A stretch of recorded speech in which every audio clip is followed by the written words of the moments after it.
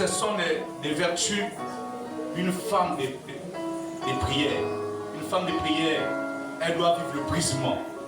Alléluia. Parce que nous comptons sur vous, nos mamans. L'église se repose sur les mamans. Parce que les mamans sont là.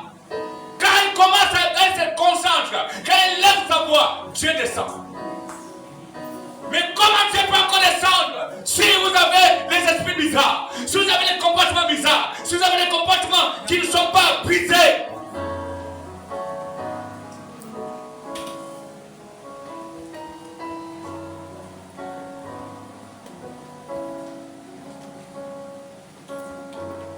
Comme je me souviens ce jour, dans les années 1992, ma grand-mère vivait avec un monsieur qu'on appelait monsieur Dao et monsieur Miene. Ma grand-mère était bizarre. Oh, les deux. La femme là était bizarre. Elle rentre dans la chambre, elle trouve son mari, elle ferme la porte. Elle commence à gager le mari. Tout, le mari est en bas. C'est elle qui crie, oh, on va me tuer, on va me tuer, on va me tuer. Donc le temps où on casse la porte, on trouve c'est elle-même qui est en train de taper le mari.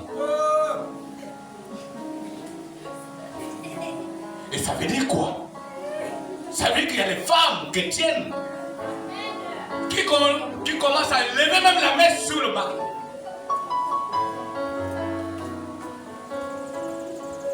Même si les gens ne veulent pas accepter les faits, mais la conscience te dit que c'est vrai.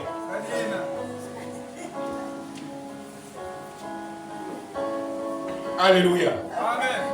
Bien-aimés, si vous avez encore ce type de comportement, si vous êtes encore dans le même couloir, il est temps pour toi de sortir. Parce que ça ne te convient pas. Ce n'est pas ta nature.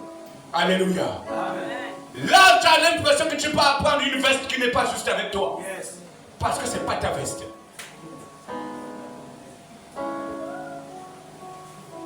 C'est pas ta veste, papa. Oh Fanny, boule-moi le boulot. Daniel 6, verset 13 à 24. Allons pas progressivement. Dans Daniel 6, verset 24, la Bible déclare: le roi ordonna que ces hommes qui avaient accusé Daniel fussent amenés et jetés dans la fosse aux lions. Eux, leurs enfants, leurs femmes, avant qu'ils fussent parvenus au fond de la fosse, les lions les saisirent et brisèrent tous leurs os. Amen. C'est une histoire que tout le monde connaît. Certainement, je toucherai quelques points, mais j'aimerais travailler avec vous.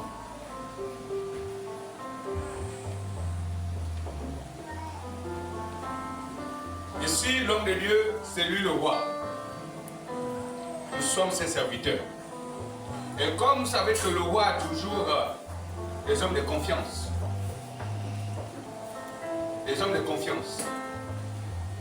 Alors, le roi ordonne d'avoir une loi. Et donc, la loi est rétablie, l'ordonnance est rétablie, tout est scellé. Alors, la loi est déjà décrétée. Lorsque c'est déjà décrété, nous les serviteurs,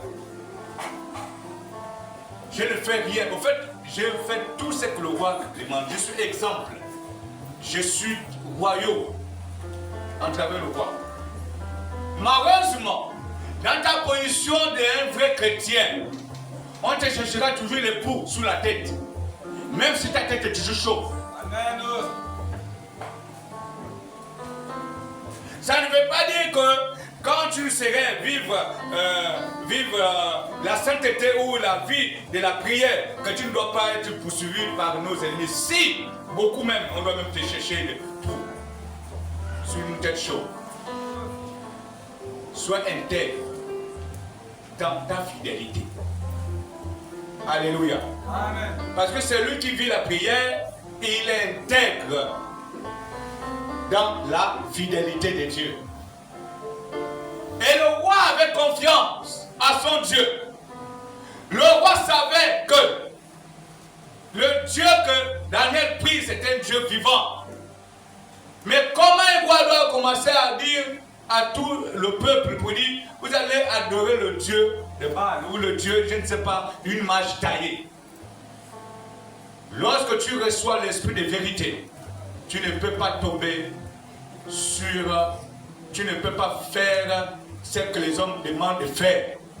Parce que tu n'es plus toi-même. Tu es dicté par l'Esprit du Seigneur. Et il ne peut pas être, c'est lui qui représentait la lumière. Et la lumière ne peut pas se rabaisser devant des ténèbres. Alléluia. C'était ça le vrai problème. Mais comme les hommes du monde n'aiment pas la vérité, n'aiment pas ta bonne position de sainteté, de quelqu'un de serviable, et ils cherchent toujours les poux. Comme je vois Papa Jean-Louis, il est toujours tout mignon, toujours la tête toujours propre. Alors on doit chercher toujours que non, il y a quand même le pou qui peut se coincer quelque part. C'est ça le problème. Et l'ennemi de Papa Jean-Louis doit dire non, lui là il faut qu'on le fasse quelque chose. Parce qu'il a trouvé la libération du patron. Alléluia. Amen. Et même dans nos services, c'est comme ça que ça se passe. Yes. C'est comme ça que ça se passe. Et donc, bien aimés, si on est chrétien, soyons fidèles dans le christianisme. Soyons nous-mêmes. On ne doit pas être, on peut dire quoi? Échanger parce que tout simplement, on t'a demandé d'échanger. Non. Qu'est-ce que Dieu t'a dit? Il y a une loi qui peut être là. Soit tu appliques ou tu n'appliques pas. Quand tu n'appliques pas, on te tue. Le Daniel a dit, je préfère mourir. Mais je me confie à Dieu. Alors ils ont tout fait pour te jeter, pour te causer les problèmes, pour te mettre en prison. Oui, mais la prison là, c'est pas comme la prison du monde. Tu as une autre prison qui t'attend. Bien-aimé, le problème n'est pas peut-être trop là-bas, mais le problème c'est que notre frère Daniel a compris les heures, les moments, plénitude des prières. Alléluia. Amen. Je sais, comme je disais, qu'on doit travailler ensemble. Donnez-moi les 3 heures, les 3 temps de prière de Daniel.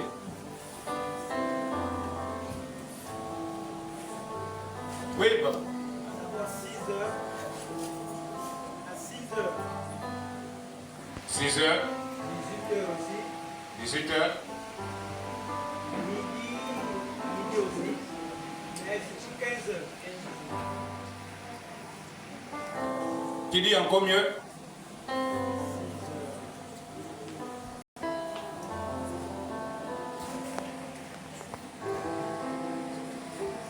Toujours le livre de Daniel comme exemplaire. Il nous dira les heures qu'il priait. Parce que c'est important pour tous les chrétiens. C'est important pour tous les chrétiens de lire les heures où il faut. On doit s'efforcer comme les musulmans. Les musulmans sont fidèles dans ça. Si c'est 5 heures, tout le monde se lève à 5 heures pour prier. Amen. Et à 5 heures là, le ciel est ouvert. Yes. Amen. Le ciel est ouvert.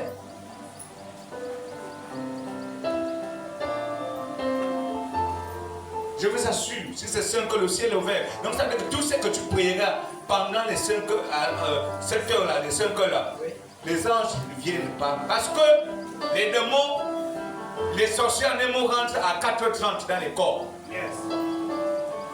Lorsqu'ils rentrent, donc après leur voyage, après leur vacation, tous les autres qu'ils font dans la nuit, ils retrouvent le corps à 4h30. Quand ils trouvent le corps à 4h30, c'est là où, donc à partir de 4h45, 5h, le ciel s'ouvre. Donc quand les anges descendent pour venir prendre les colis des chrétiens, il n'y a plus Il n'y a plus de scale. C'est tout droit. Alléluia. 5 heures, le ciel ouvert. 5 heures, le ciel ouvert. Et midi à 15 heures, le ciel aussi s'ouvre. Là aussi, on a la possibilité de prier. Parce que le colis aussi, les anges descendent et remontent. Ils viennent prendre nos prières, nos sujets, on part.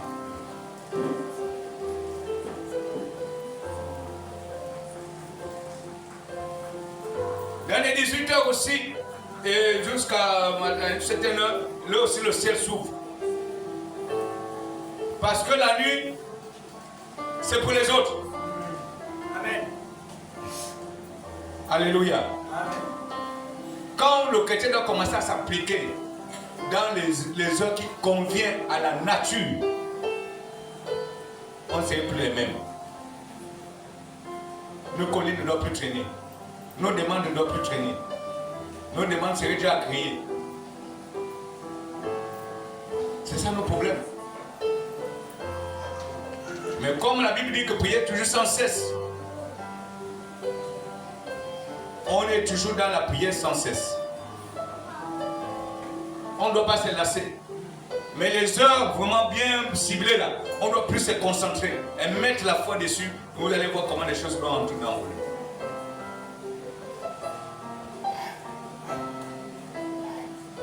Bien aimé, la prière,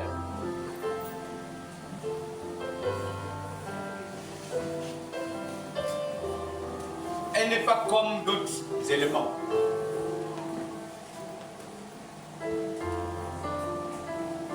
La prière est comme le calme, comme le keva. Tous les éléments de la prière, elle est comme le palmier. Tout c'est dit. Alléluia.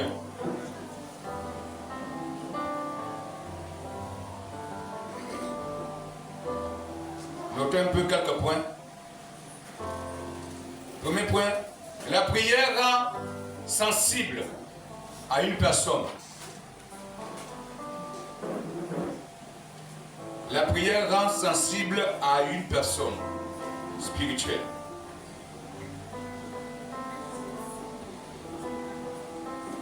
Il y a des gens qui ne sont pas toujours sensibles, qui ne savent même pas si la présence du Seigneur est arrivée ou pas. Mais lorsque tu te mets chaud dans la prière, tu deviens sensible. Tu sais que là, il y a la présence du Seigneur. Deuxième point. La prière rend invisible devant tes ennemis. La prière rend invisible devant tes ennemis.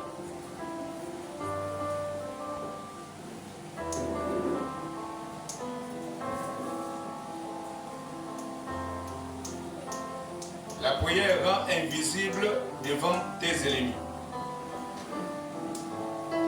La preuve, même quand les sorciers viennent te visiter mystiquement, ils ne te trouvent pas. Les sorciers savent, ceux qui sont en vampire, ils savent. Amen. Quand ils viennent, c'est, disons, c'est. Si ils viennent sur Maison Mabika, ils invoquent le nom Mabika pendant 3 fois. Si Mabika ne sort pas, il devient invisible. Amen. Alléluia. Amen. Deux fois, quand ils arrivent, ils ne trouvent pas Mabika, mais ils trouvent que la lumière. S'ils ne trouvent pas la lumière, ils trouvent l'eau. S'ils ne trouvent pas l'eau, ils trouvent le feu. Amen. Parce qu'on revient invisible devant nos ennemis. Je me dis bien que les sorciers connaissent notre valeur. Mais pour que tu arrives là, il faut vivre la vie de prière. Alléluia. Amen. Troisième point. La prière donne une force et courage d'agir devant chaque situation terrible de ta vie.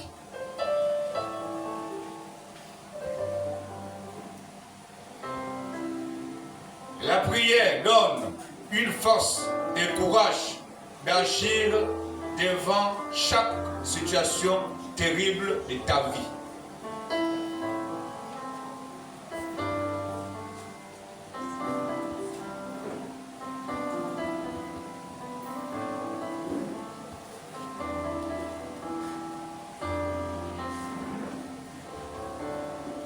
Quatrième point.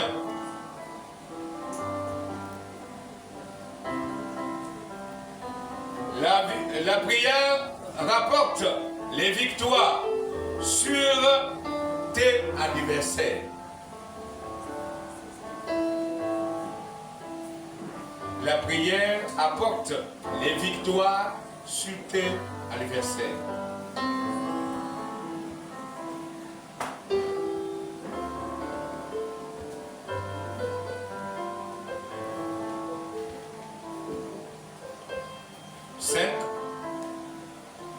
La prière, elle calme la tempête de ta vie ou de ta famille.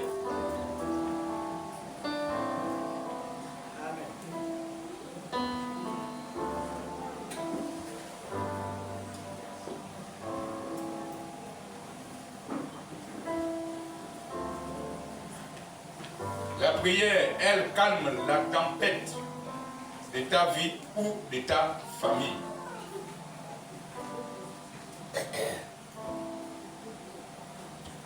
Six.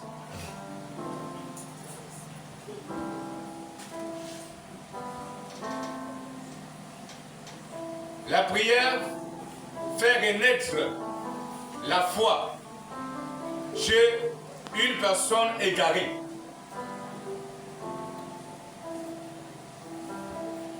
La prière fait renaître la foi chez une personne égarée.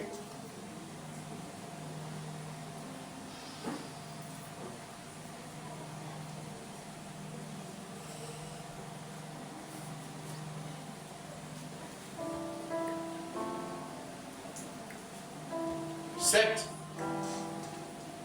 La vie de prière t'amène à vivre la vie de sanctification à l'aide du Saint-Esprit.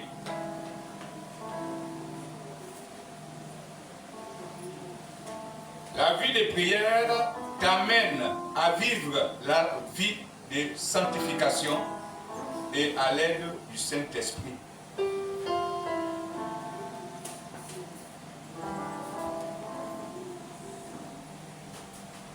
Parce que, pourquoi ça t'amène dans une vie de sanctification? Lorsque tu es constamment toujours dans la prière, tout ce qui était comme mauvais élément en toi, elle commence déjà à prendre le bagage seul. Parce que ton corps est en train de prendre une autre tournure de la chaleur spirituelle. Alléluia. Et donc, tout ce qui est comme négatif en toi doit prendre le bagage, il doit partir seul. Il y a des comportements, tu dois remarquer que ça doit partir seul. Avant, certainement, tu aimais trop mentir, mais tu dois commencer à dire déjà la vérité parce que tu es constamment toujours dans la prière, dans la présence du Seigneur. Et comme la présence du Seigneur t'exige d'être toujours véridique, et tu es condamné, en fait, tu es conditionné par l'Esprit du Seigneur qui gouverne sur ta vie actuellement. Parce que et tout ce qui est négatif, tout ce qui est comme saleté, tu commences déjà à les vider. Seul, tu commences à les vider parce que tu prends déjà un engagement de la bonne conscience. Parce que l'esprit de la prière est en train de saturer ta vie. Alléluia. Et donc, du coup, tu commences déjà à plaire à Dieu dans ta conception, dans ton comportement. Tu commences à plaire à Dieu. Et parce que l'onction de prière en train de briser constamment. Briser. C'est comme aujourd'hui, les infirmiers ou ceux qui ont fait la santé savent qu'il y a les maladies qui se nourrissent de l'eau et à manger. Alléluia. Et donc si tu ne manges pas, si tu ne bois pas, et pendant tant de jours, alors les maladies là doivent partir. Même si c'était déjà en train de se pointer vers l'horizon, mais ça doit partir parce que ça n'a pas trouvé gain de cause. Alléluia. C'est comme la vie de prière.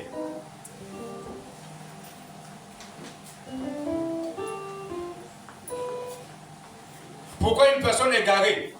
Pourquoi la foi doit renaître à une personne égarée? Effectivement, quand tu dois aller également prier pour la personne qui ne vient plus à l'église, qui est certainement dans une situation plus compliquée de sa vie. Quand tu dois commencer à prier, alors la solution doit tomber. Lorsque la solution doit tomber, alors la foi doit commencer à renaître chez cette personne-là. Quand la foi doit commencer à renaître, il doit commencer à retrouver encore le chemin de l'église. Alléluia. Parce que c'est en travers la prière, l'onction de la prière, qui vient connecter à cette personne. Parce que lorsqu'une personne est égarée, ça veut dire qu'il raisonne beaucoup. Quand il raisonne beaucoup, mais quand il est face à une situation, il revient faible. Amen. Alléluia. Et Dieu doit utiliser son temps de faiblesse. Alors, amen. C'est pourquoi beaucoup de visites sont beaucoup importantes. Lorsque ceux-là qui ont le volet, en fait, l'onction de la visite. Mais quand vous visitez, priez avec les gens. C'est beaucoup important. Parce que je sais que quand vous allez prier avec les gens, que vous allez partir en visite, l'onction doit descendre. Et Dieu doit opérer certainement quelque chose. Alléluia. C'est très important. La vie de prière transforme une vie intérieure. Ça annule tout mauvais défaut en toi. Ah, c'est point 8. La vie de prière transforme ta vie intérieure. Ça annule tout mauvais défaut en toi.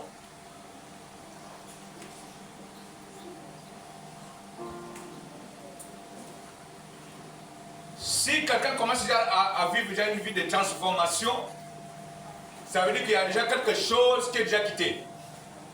Alléluia. Lorsque quelqu'un, tu reconnais que hier, tu ne pouvais pas faire 15 minutes de prière. Hein? Mais tu commences à aller déjà à 30, à 40. Et à faire mesure, vous allez voir que tu es en train d'évoluer, pousser plus davantage. Et à chaque fois que tu pousses, l'onction est en train de descendre. Et ça te transforme. Donc, hier, certainement, tu n'avais pas la vie de prière, mais tu commences déjà à avoir la vie de prière. Tu es déjà fan de la vie de prière. Tu es maintenant onctionné déjà de la vie de prière. Et lorsque tu commences à prier, même tes voisins qui sont peut-être malades là-bas à côté, commencent à être guéris. Et quand tu dois commencer même à prier, tu dois remarquer que même ta voix commence à sortir seule. Pourquoi? Parce que tu es sous l'onction. Alléluia.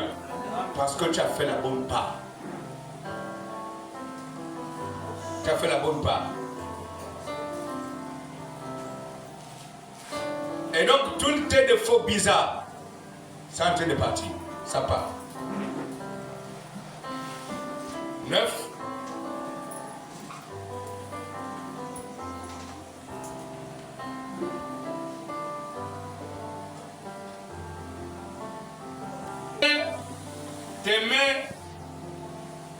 T'aimer une personne à part.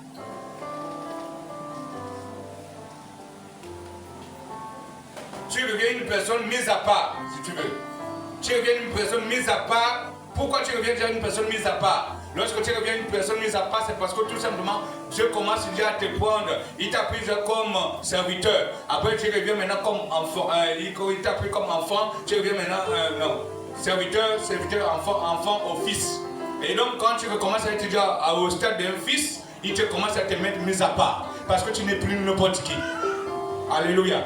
Parce qu'un fils connaît ce qu'il fait, un fils connaît les désirs de son père, un fils connaît ce que le père veut. Alléluia. Mais en tant qu'enfant, il a encore la folie attachée dans son cœur. Et donc ça veut dire que tu ne peux pas non plus être une personne mise à part. Et donc ça veut dire à chaque fois que tu montes dans ta vie de prière, Dieu est en train de t'élever et tu occupes déjà un rang important. Donc tu n'es plus comme les autres. Tu es maintenant différent. Parce que l'onction de prière est déjà en toi. Tu as saturé.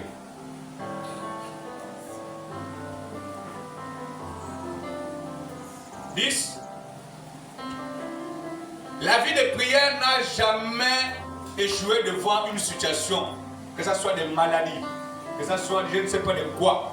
Parce que la vie de prière, elle travaille en cohérence avec la foi.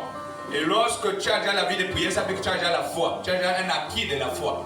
Et lorsque tu as déjà un acquis de la foi, ça peut aller encore même plus loin. Te pousser encore même une foi encore plus élevée.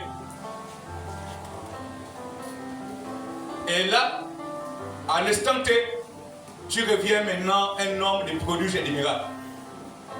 Parce que tout simplement, tu n'es plus au stade de la foi, de la bassesse. Tu es déjà au stade de la foi, de la maturité et de l'intimité de Dieu. Donc tu n'es plus au parvis.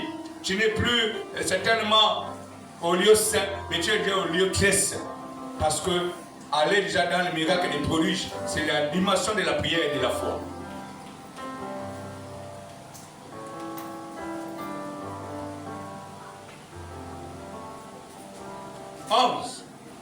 Celui qui a la vie de prière fait convertir beaucoup de personnes. Celui qui a la vie de prière fait convertir beaucoup de personnes.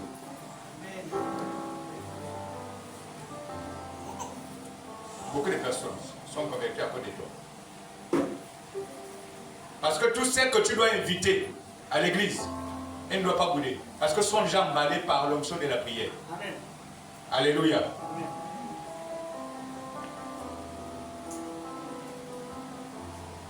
Enfin 12. La vie de prière te fait devenir ami de Dieu. La vie de prière te fait devenir ami de Dieu. Tu deviens une référence de Dieu sur la terre.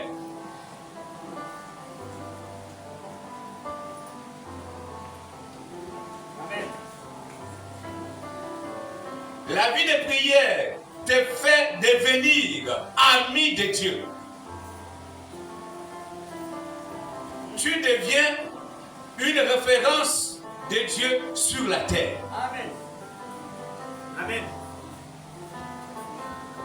Vous savez, lorsque tu deviens ami de Dieu, en fait, Moïse est devenu ami de Dieu, pas parce qu'il avait l'onction, mais non, il est devenu ami de Dieu par le moyen de la prière. Il est devenu ami de Dieu par le moyen de la prière. Et c'est pourquoi lorsque tu quittes maintenant de tous les statuts que la prière peut t'amener, lorsque tu reviens maintenant au statut d'ami, Dieu parle avec toi comme ça, bouche à bouche. Alléluia. Il n'y a rien qu'encore que l'ami peut encore te cacher. Le frère peut te cacher quelque chose. La soeur peut te cacher quelque chose. Ma mère peut me cacher quelque chose. Mon père peut me cacher quelque chose. Mais l'ami ne me cache pas. Amen.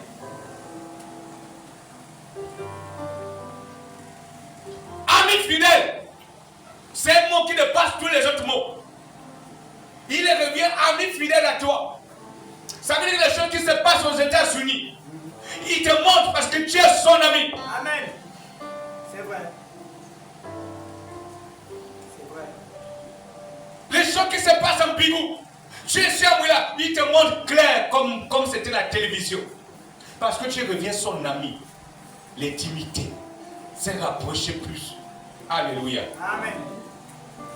La prière t'amène à être intime avec le Seigneur, intime avec Dieu, ami avec Dieu. Parce que c'est votre intimité qui vous permet d'être ensemble. C'est pourquoi aujourd'hui,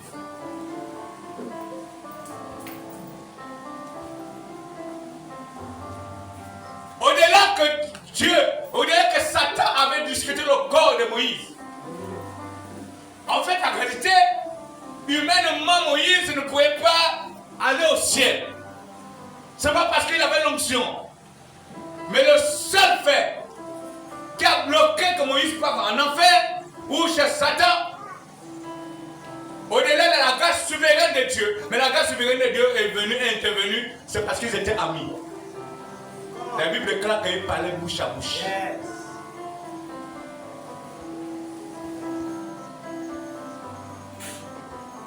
Si aujourd'hui, nous les hommes de Dieu, on ne devient pas amis de Dieu, je te rassure que si nous sommes dans la mauvaise position, c'est l'enfer. Yes. Amen. La dernière version, c'est celle-là, d'être ami de Dieu. Dans la vie de prière. Lorsque tu deviens ami de Dieu, il n'y a rien qui peut t'arrêter. et le salut assuré. Oh, David était... Non, écoutez, David, quelqu'un de David, un tueur de première catégorie, un tueur de série. Le sang, c'est mettre bouée de sang des innocents. Comme je suis là, je suis le garde-corps, l'homme des mains de l'homme de Dieu. Je suis le riz. Et il m'envoie parce qu'il veut prendre ma femme. Et peut-être son homme des mains. Alléluia. Amen. Mais quand il m'envoie, il me dit mon ami, tu es devant.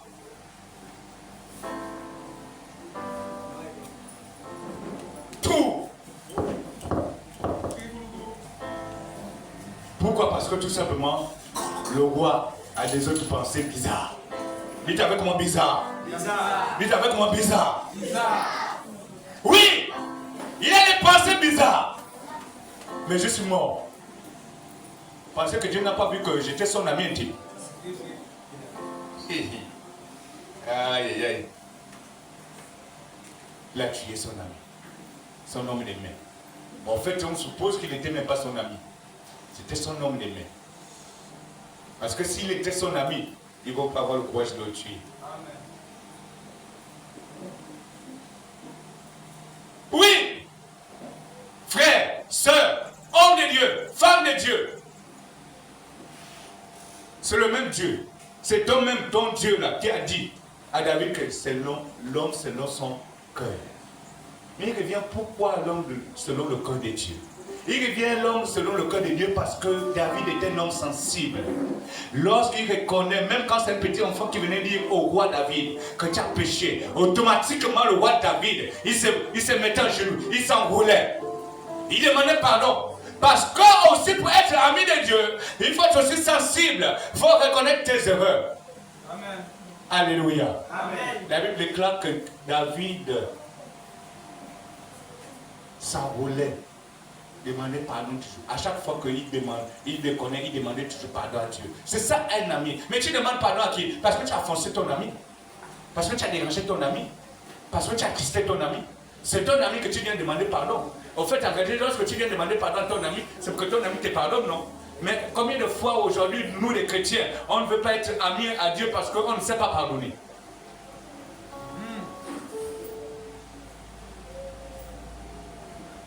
On a la rancœur dans le cœur. Comment? À quel moment tu seras ami de Dieu? Tu as la sorcellerie dans toi. Comment tu seras ami de Dieu? Tu sors toutes les nuits, aller jusqu'en France, aux États-Unis, en Angleterre.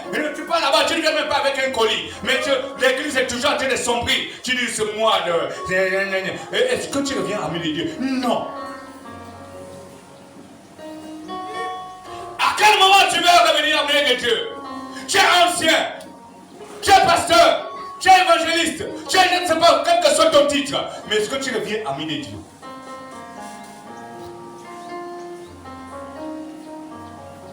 Au fait, en réalité, le problème qui tue l'homme chrétien, non seulement dans le volet de la prière, mais parce qu'on ne cherche pas la position d'être ami avec Dieu. Lorsqu'on commence à chercher à être ami avec Dieu, notre situation est terminée. En fait, l'onction nous dérange aujourd'hui parce qu'on ne veut pas être ami de Dieu. Et c'est pourquoi même dans nos ministères, ça ne décolle pas. Dans tout ce que nous faisons, ça ne décolle pas. Parce qu'on est toujours ennemis de Dieu. Oui. Amen. Amen. Et on pense qu'on fait bien pour les bonnes choses de Dieu. Non, on est toujours ennemis de Dieu. Parce qu'on est loin de Dieu. On est loin de la réalité de Dieu. C'est pourquoi tu vois, aujourd'hui tu viens, demain tu ne viens pas. C'est pas le problème de Dieu. Non, c'est toi qui dois rétablir notre relation. C'est toi qui dois rétablir la relation entre toi et lui. C'est pas lui qui doit courir. Il ne descendra jamais de son trône parce qu'il doit venir te demander. Non, il s'en fout de ça. Mais tu es conscient que c'est toi qui as besoin de lui parce que c'est lui la racine de ta vie. Yes. Amen. Amen. Amen. Tu as le devoir de venir chercher l'alliance, d'être ami avec lui. Parce que c'est lui qui a le vraiment, c'est lui qui te donne tout ce que tu veux. Amen.